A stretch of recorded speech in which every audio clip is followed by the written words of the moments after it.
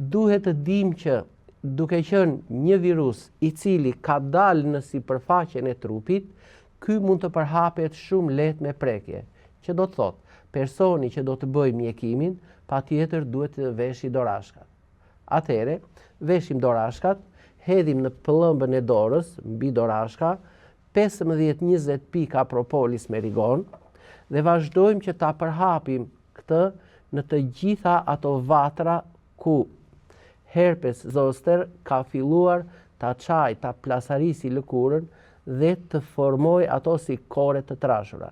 Nëse e kapim që në momentin e parë, në 2-3 ditët e para, rezultati do të jetë maksimalisht i dukshëm dhe do të minimizohen dhe zhduken pasojat brenda 6 ditësh. Në të kundërt, do të zgjasin pak, por ja kemi thyer hundët atij virusi që mund të raskapiti njeriu.